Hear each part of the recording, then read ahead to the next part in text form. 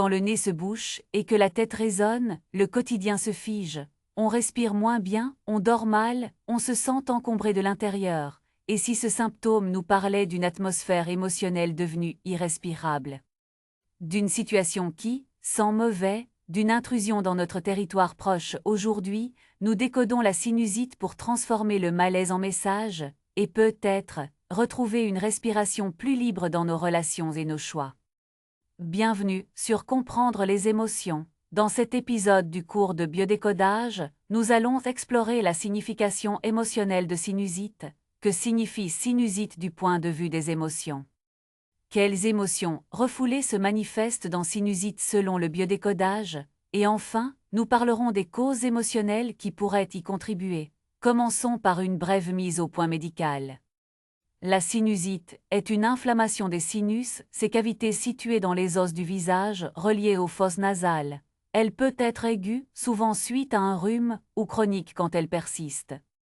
Les signes fréquents sont la congestion, la douleur faciale, parfois de la fièvre, une sensation de pression et un écoulement épais. Médicalement, on parle d'inflammation des muqueuses et parfois d'infection. N'oublions jamais que la consultation d'un professionnel de santé est importante pour poser un diagnostic et un traitement adapté dans le cadre du biodécodage. Nous explorons le sens symbolique. Le naissant, repère, filtre. Les sinus, sentinelles silencieuses, humidifient et préparent l'air. Symboliquement, ils parlent d'odeur au sens propre et au sens figuré. Une sinusite peut refléter un vécu d'atmosphère émotionnelle, qui puse, une intrusion dans le territoire intime, ou la difficulté à sentir la bonne direction. Elle apparaît souvent, dans ce langage, comme une phase de réparation après un moment de tension, où l'on n'a pas supporté quelque chose ou quelqu'un trop proche de soi du point de vue de Christian Flech, rappelons le cadre. Il s'intéresse au sens biologique des symptômes et aux conflits spécifiques du tissu atteint. Les muqueuses nasosinusiennes participent à la fonction olfactive et respiratoire. Selon son approche, un conflit olfactif ou de territoire proche est souvent en jeu. Cela peut être une expérience où l'on a ressenti « ça sent mauvais », « je n'en peux plus de cette ambiance » ou encore « je perds la piste, je ne sens plus où aller ». Dans sa logique, la phase active du conflit peut produire une modification de la muqueuse pour mieux détecter ou fuir l'odeur menaçante. La sinusite, l'inflammation, correspondrait fréquemment à la phase de réparation, lorsque la situation s'est relâchée, d'où l'œdème, la douleur et l'encombrement. Chez certaines personnes, la notion de territoire est centrale. Trop de proximité envahissante, quelqu'un collé au nez, des paroles blessantes qui nous montent au nez. Les pistes d'accompagnement inspirées par Christian Flech incluent des questions clés. Quand le premier épisode a-t-il commencé? Qu'est-ce qui, à ce moment-là, sentait mauvais dans ma vie? Qui ou quoi était trop près de moi? Qu'est-ce que je voulais absolument sentir ou ne plus sentir? Sur le plan pratique, 3 voies concrètes peuvent aider. D'abord, cartographier la biochronologie. Lier chaque épisode de sinusite à des contextes précis afin de repérer le conflit type. Ensuite, un recadrage sensoriel. Symboliquement, rééduquer le nez intérieur par des respirations conscientes, en prononçant des phrases de réconciliation comme « je peux sentir ce qui est bon pour moi, je me protège avec respect ». Enfin, travailler sur la distance relationnelle. Décider d'une limite claire avec la situation ou la personne envahissante, en choisissant un acte concret de protection de son territoire, une discussion posée, un temps seul, un changement d'organisation. Si l'information spécifique sur la sinusite n'est pas détaillée chez tous les biodécodants, le cœur du propos de Flech, orienté sens biologique et phase du conflit, nous permet d'inférer raisonnablement cette lecture olfactive territoriale avec Henrique Corbera et la bioneuroémotion, le centre de gravité et la perception, les croyances et les loyautés transgénérationnelles. Son approche observe comment l'histoire que je me raconte crée ma réalité émotionnelle.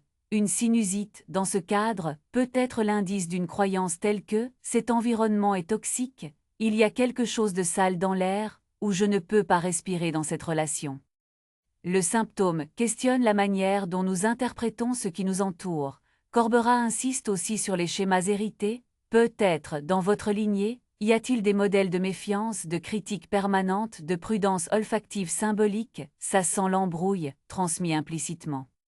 Selon les principes de Corbera, on observe souvent que la personne en sinusite chronique se sent coincée entre une fidélité aux attentes familiales et un désir personnel d'air frais. Les pistes concrètes dans cet esprit. Premièrement, travailler sur la perception, écrire la scène qui a précédé le dernier épisode en distinguant faits neutres et interprétation. Questionner. Qu'est-ce qui est objectivement présent? Qu'est-ce que j'ajoute comme sens? Qu'est-ce que je redoute d'avoir à sentir si j'ose respirer pleinement? Deuxièmement, explorer les croyances racines. Le monde est dangereux, si je respire librement, je déçois. Puis proposer un recadrage, je peux choisir la distance juste et respirer sans me couper des autres, je peux sentir et rester en sécurité. Troisièmement, ouvrir la dimension transgénérationnelle, tracer un génogramme sur 3 générations et repérer les récits récurrents de trahison, d'intrusion, de secrets qui sentent mauvais. Un petit rituel de libération peut soutenir le processus. Écrire une lettre de gratitude et d'autonomie à la famille, reconnaissant l'héritage et déclarant l'intention de respirer sa propre vie. Enfin, utiliser la présence. Pendant quelques minutes, respirer consciemment en accueillant l'émotion qui monte, sans la rejeter, puis choisir un acte cohérent avec le nouveau récit. Le but ici n'est pas d'accuser l'extérieur, mais de reprendre la responsabilité de sa perception et d'ajuster ses frontières avec bienveillance. Salomon Selam met l'accent sur les mémoires, les dynamiques cliniques et relationnelles, et les dates qui se répètent. Il explore comment des événements non élaborés, des non-dits, ou des microagressions ordinaires créent un terrain propice aux symptômes. Selon ces principes, la sinusite pourrait s'inscrire dans une mémoire d'intrusion répétée. Un collègue trop proche physiquement, une famille qui s'immisce, des critiques qui collent au visage. Le nez est aussi l'emblème du flair, de l'anticipation du danger. Quand on a appris, enfant, à flairer l'humeur d'un parent pour éviter le conflit, la muqueuse symbolique reste en hypervigilance. Les récidives saisonnières peuvent signaler un syndrome d'anniversaire. À la même période, un ancien événement resté en suspense se réactive.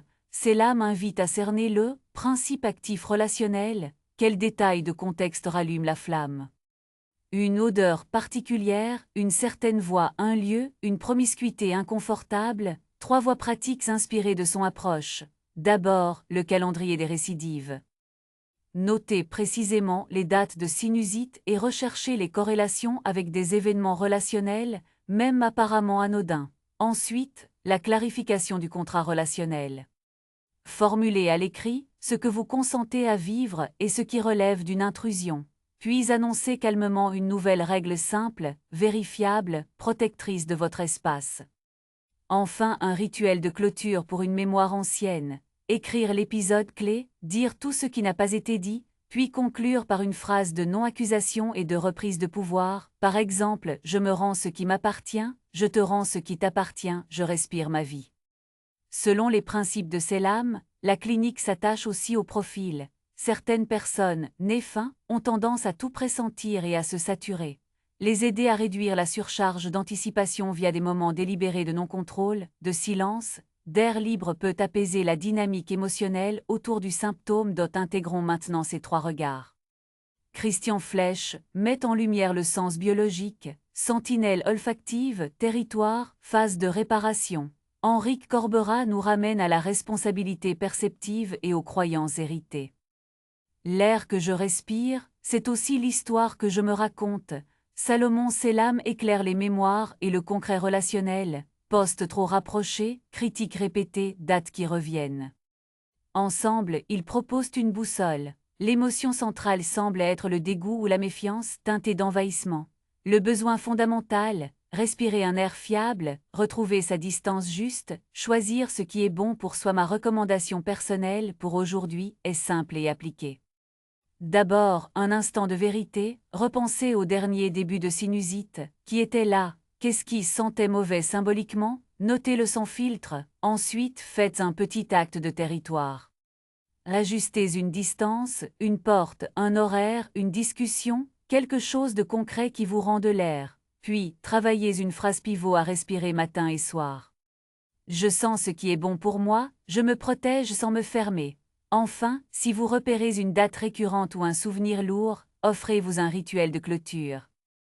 Écriture, parole vraie, et une décision modeste mais réelle qui incarne le changement. Si vous le souhaitez, explorez votre génogramme et repérez l'odeur émotionnelle familiale. Critique, suspicion, secret, accueillez, remerciez, et choisissez votre propre respiration. Cette vidéo a une visée éducative et ne remplace pas un avis médical. Dites-moi en commentaire. Dans quelle situation votre respiration émotionnelle se bloque-t-elle?